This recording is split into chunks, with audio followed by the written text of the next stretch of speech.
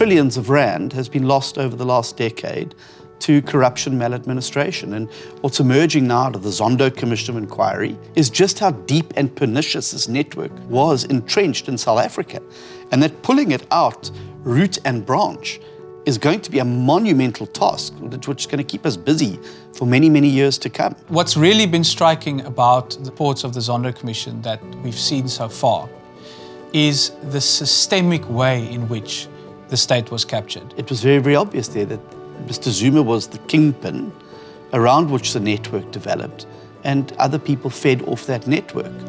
And they obviously made a self-perpetuating cycle in that they kept giving money and channeling money to Zuma, and he in turn kept channeling government contracts, key positions, and public money to them. It was a concerted and systematic and deliberate effort to ensure that the power of the ANC and of people connected to certain factions in the ANC was expanded by appointing them to the most senior positions in the state.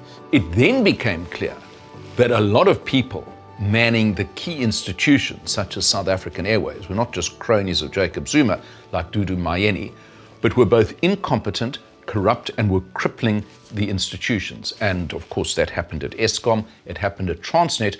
It sort of accelerated under Zuma, and it didn't bother to hide its intentions.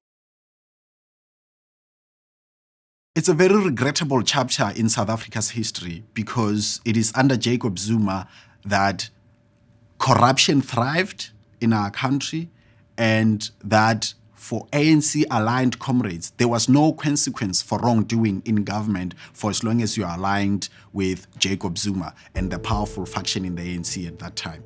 So whether it is the story at Eskom, whether it's the story at SAA, whether it's the story you may have heard about at Bosasa in the Free State, the pattern repeats itself over and over again.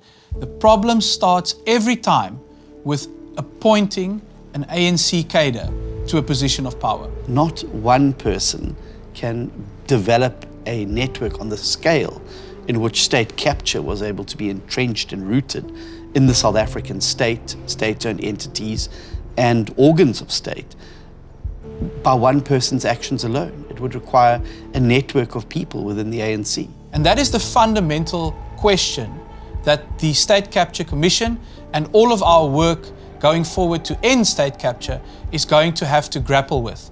How was it possible for these criminals to be appointed to positions of such power in the first place? And the irony is that many of those people, as we sit here today, still remain in key positions, in government, in parliament, in the ANC.